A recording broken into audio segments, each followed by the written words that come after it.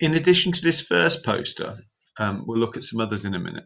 But the senior officer, he really tried to persuade them, Lord Kitchener. So if we look at these other posters, we're going to see that when these soldiers were viewing them, at that point they weren't soldiers who'd had any experience. So we look at this other one, and we see him again.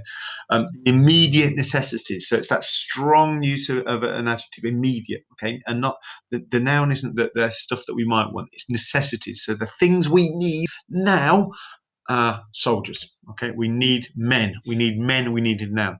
And then it talks about the call of duty, okay? Call of duty. And it says, does the call of duty find no response in you until reinforced? Let us say superseded by the call of compulsion.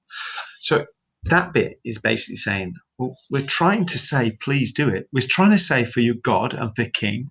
We're trying to say Lord Kitchener needs you, but we will compel you if we need to. Compel means to force somebody. So at this point now, we're saying, unless you join up, soldiers, you will be made to join up. So really saying you've got no choice, so you might as well join up now.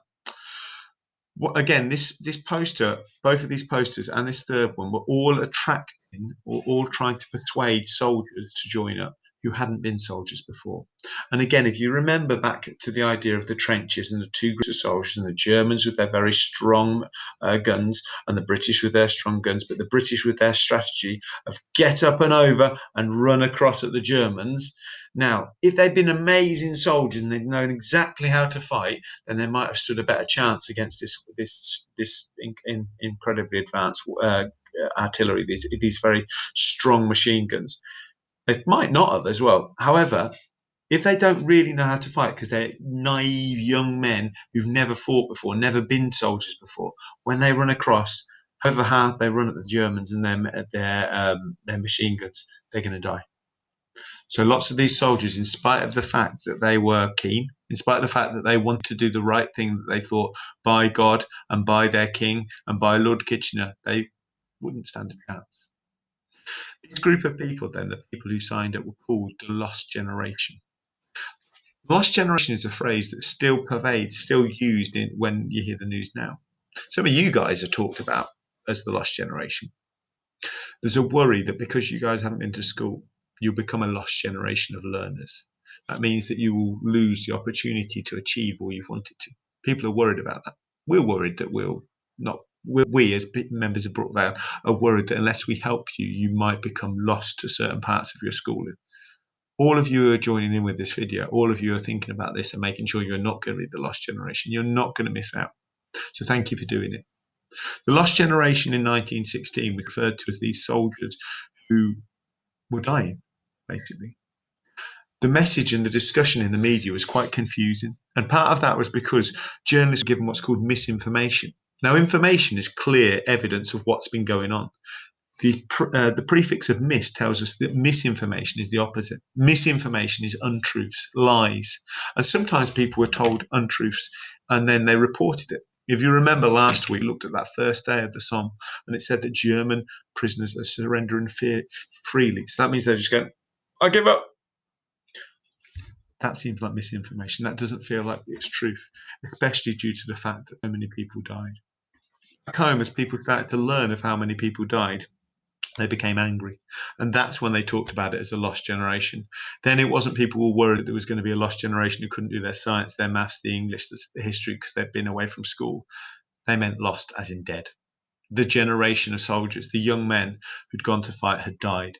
The young women who'd stayed at home and done jobs to look after the world that people lived in had been left without people they could have families with.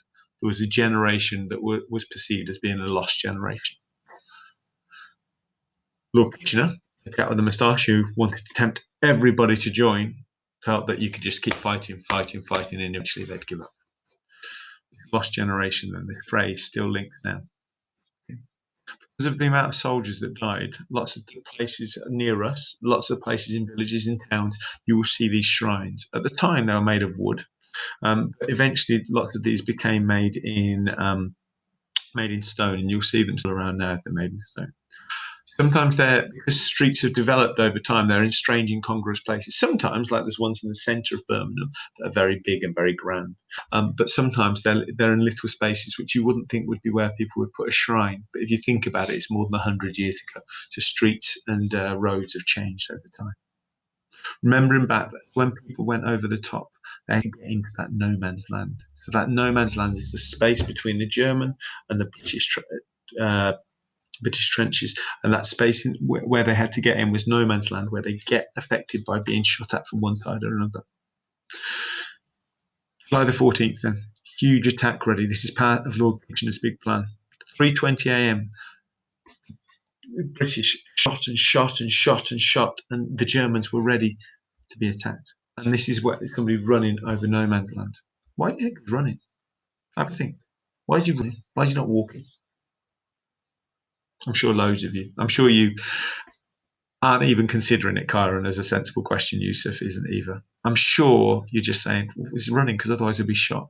And you can see he's also having to hurdle over the barbed wire. So that wire just goes across like a daisy chain almost. That would be made of metal and would trip you up, designed to make it harder for you to run, especially once the Germans became aware that the British plan was to attack by running towards them. Remembering that weaponry, those advances in weapons that had happened. Okay, the tanks for the first time ever in wars, and that meant that the land could be attacked, whereas previously people could have been shot. However, they were not very good. 36 on the first day went across, but only 15 made it. So 21 broke on the way. Machine guns, gas, all this stuff that was aimed to hurt people. The way we learn about the Battle of the Somme is those personal accounts, and we read some of those last week relating to the first day. There's a chap called Percy Boswell. If the unexpected does happen, I shall rest content with the knowledge that I have done my duty, and one can't do more. Goodbye, and with the best of love to all.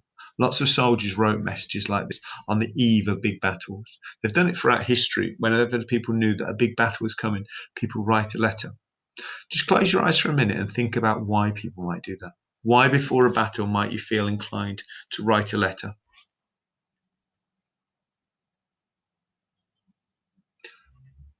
For me, the reason I'd want to write a letter if I was about to go into battle would be I'd want to say my goodbyes because I know if I'm going into battle, I might die. I might want to make sure that the people I love and the people I care about know how much I care about them. And a lot of the writing which we got from World War One is letters that the poets or the letter writers died very soon after writing. So it was right for them to write it because they wanted to pass on their wishes. But it's also very useful as historians for you to look at that. And soon we'll be looking at some poetry from World War One, which will help us to understand how some poets felt and how some soldiers felt. The British attack has been brutally repulsed, brutally repulsed. Machine gun fire had done its terrible work. So the shooting by the Germans to defend from the attack meant that people died. So as we see here, Percy Boswell was right. He died the next day. Many people died the day after they wrote their last letter. So the last day of the summer, at the end of the battle, in November, so remember it started many months before. The British eventually, this approach of attacking did work. They captured 7,000 men, 7,000 German prisoners. It was getting cold. It was getting horrible. If you think about those trenches, it would have been bad in July. It would have been bad when it was hot. But in the wet, in the cold, if you think how cold it's been around us recently, eventually they stopped. The plan was eventually that they were going to carry on. They just had it almost like a stop. Okay. And they were going to carry on once the land had got harder so they could carry on in February. However, by then, the Germans had gone back. The Germans had retreated. Okay, so they'd not gone on the offensive. The British had been on the offensive for a long time, but by this point, the Germans had gone back. They'd retreated by February. Okay. Because the Germans had retreated by that point, it was clear that technically the battle stopped on the 18th of November. The death toll was horrible. 420,000 deaths. The French lost 200,000. The Germans more than the British. So 500,000 Germans. Even if it had been an amazing success, it would have been a terrible loss of life. However, in all these months, nearly 5 months, only 7 miles, they only gained such a little gain. Now, lots of people were in the same groups if they came from the same area of the country because of the way that the recruitment to the military it worked. These would have been called these groups of soldiers are called battalions. Okay, this division of soldiers, and this group when they were grouped together, they were called British PALs. If you think about what we're talking about the lost generation for the whole country, if you think about how if one battalion had a particularly bad time in the war and lots of those died, what might the problem be for that local area?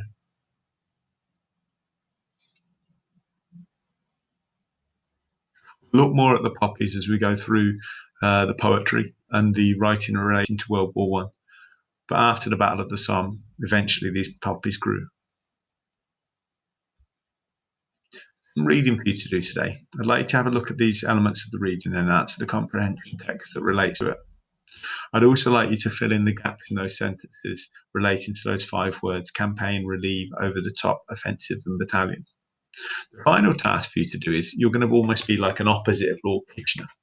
If you remember, Lord Kitchener tried to persuade young men who didn't know how to fight to fight. He tried to talk about God and their country. What I'd like you to do is persuade them not to enlist. I'd like you to make a poster to tell them, no, don't enlist. What are the perils? What are the risks of them going off to the war to fight? What could happen to them? Why could it happen to them? Try and persuade them not to fight. Try to persuade them to do something opposite. I'd like you to think about that. I'd like you to do that poster as well as the reading task relating to the Battle of the Somme. And I look forward to seeing all that work. Thank you for listening today, Year 6. I'm sorry it's 2 videos. I'll try to talk quicker next time. See you soon.